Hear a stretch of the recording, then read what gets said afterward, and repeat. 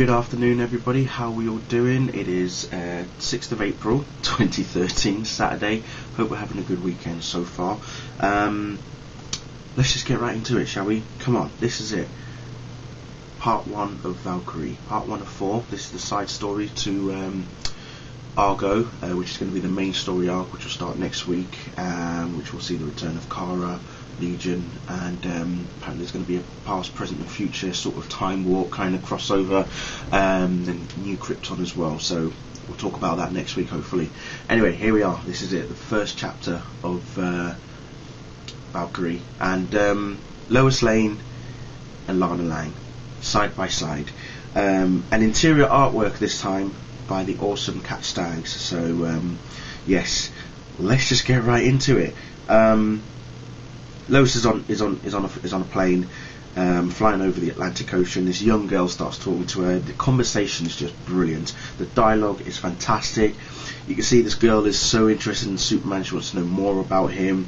You know, Lois gives her the usual, oh yeah, he's more powerful than a locomotive, all that sort of stuff, faster than a speeding bullet and everything. And she's like, well, yeah, we know that. Everybody knows that. I mean, is he a nice man, kind of thing? The girl wants to know, is Superman a nice guy, and all that sort of stuff. And Lois assures her that he is, in a way. She doesn't tell him directly, but the girl has an idea that maybe Lois likes Superman a lot more than she's letting on, to the point of where two of the air steward people on the plane start quizzing Lois about Superman, and let's just say it kind of pees her off a bit.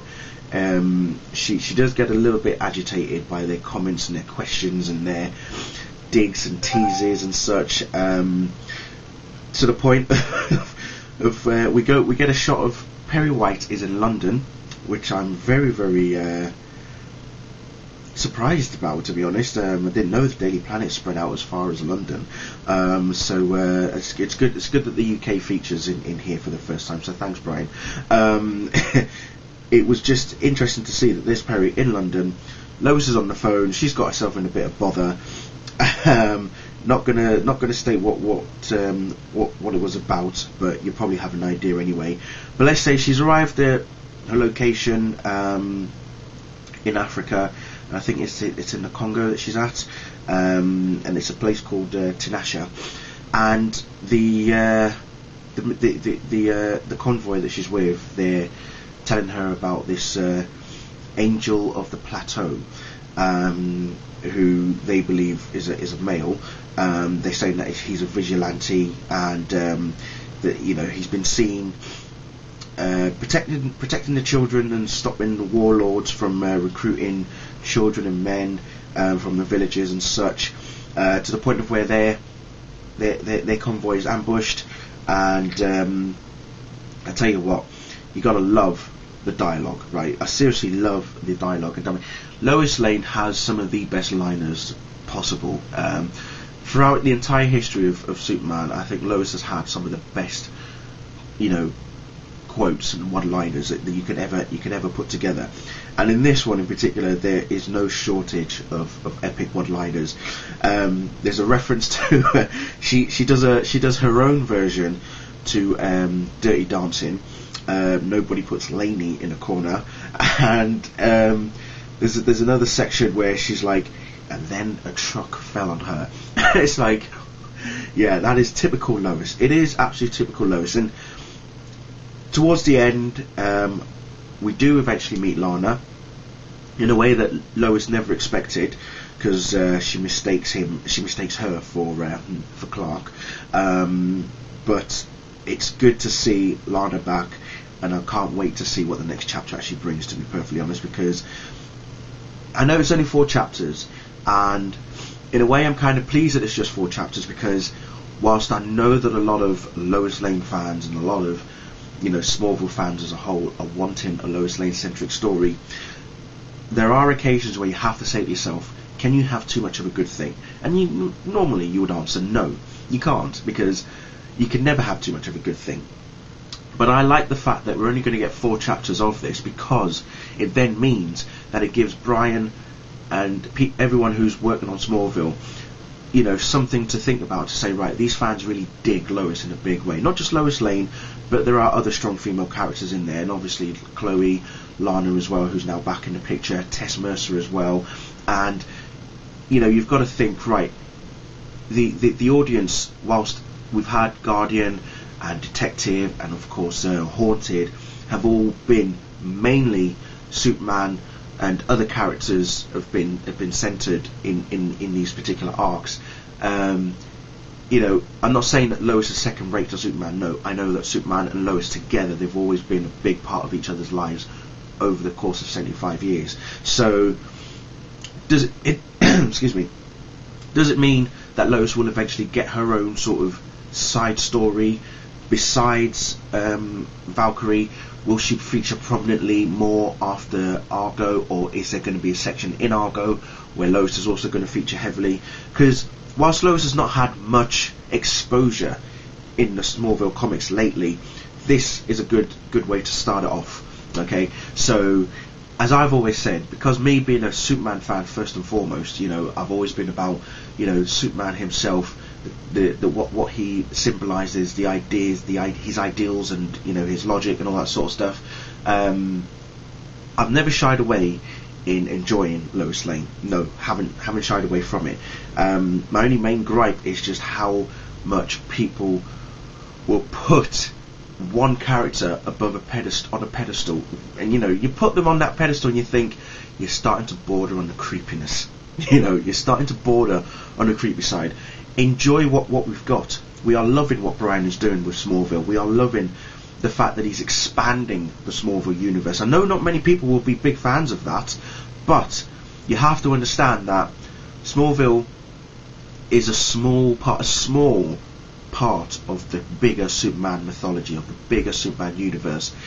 While many people will believe that for them Smallville is just all they need to know about Superman, as I've stressed in the past, it's not the only Superman related, you know, part of the universe that you should just stick with and just think that's it. As far as I'm concerned, Tom Welling's Superman, Erica Durance's Lois Lane, and all that sort of stuff, fine. If you've only just been brought up watching Smallville, that's okay. But remember, you know, if you think about it, if it wasn't for Smallville, you wouldn't get into comics, because the comics is where Superman was born.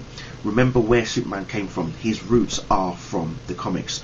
Jerry Siegel and Joe Shuster, if it wasn't for them, we wouldn't even have Smallville. It's that simple. So you look back over the years at what's been done, you look at what we have now, appreciate what we've got, and enjoy what's to come. So I've read some tweets, I've read some forum posts where people are still, sad to say, are still having a pop at, you know, like Brian, for example, has received a few tweets from, you know, Lois Lane fans saying, when are you going to give Lois her own story? When are you going to do this for Lois? When are you going to do? And it's like, okay, I get that you're a Lois Lane fan, but like I say, don't border on the creepiness. You know, when you start getting, it's not, I wouldn't call it being passionate, I'd call it being, you know, passive aggressive. You're almost bullying people into demanding that they give you what you want. But if you step back, breathe a little, just let it unfold. You'll be surprised. And now look what we've got. Already we have got Valkyrie. We have got a Lois Lane centric, you know, story. We now have Lana Lang returning. I'm really happy that Lana Lang is back, because I've always said, even for season 10, they should have brought her back, have a closure episode between her and Clark, let her see that Clark and Lois are now happy together, and then move on from there. That's what they should have done. Okay. Excuse me, but unfortunately they didn't. So the fact that she's back in the comics, I'm happy with that, and it'll be good to see exactly where this goes. Whether or not Lana will eventually meet up with Clark again, we'll discuss, and we're going to find out more about her powers and, you know, what she's been doing since she left in season 8. We know that she's now in Africa, but where else has she been since then? Before Africa, we will find out, hopefully. So, like I say, pipe down, enjoy what we've got, appreciate what's happening, be happy that Brian Q. Miller has actually given us Smallville in comic book form. Cass Staggs is on the interior artworks. I love what we've had so far. I mean, it's been a year now since Smallville. I mean, it was last May Smallville has been out, so it's almost the year anniversary is almost upon us. And I'm sure that when Valkyrie is finished, I can guarantee you that Valkyrie is probably, I don't know if Brian wants to confirm this, but I reckon that Valkyrie has probably become the biggest like chapter to have been sold so far. I would imagine it has been, with the amount of feedback that he has been getting, that Cat Staggs has been getting as well. And I've seen even on Tumblr people have been posting pictures of you know panels from the Lois Lane section of the story. It is good to see that, and it's good to see that they're happy that Lois has finally been given a central focus, which is what they've been wanting, which is fine. But as I say, over time, I'm sure we'll see Lois back in the main arc as well, as we saw it briefly towards the back end of Haunted.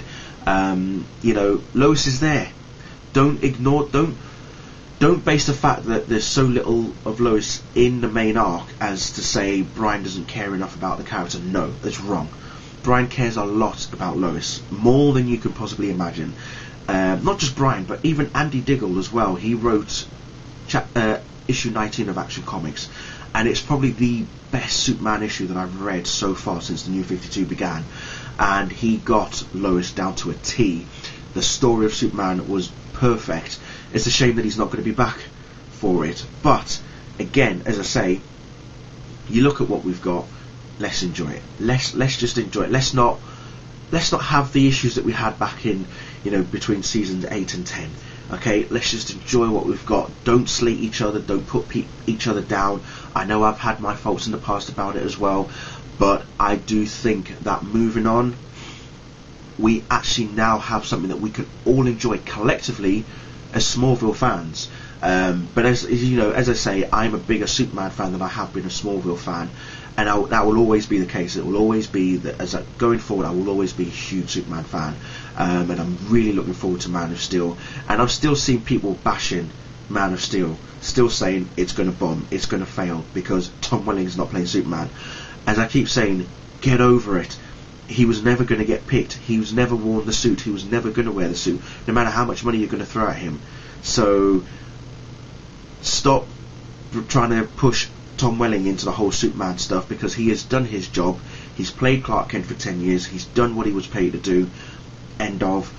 Man of Steel is coming in June. Let's enjoy that. It's a new take on Superman, brand new origin, fresh new story.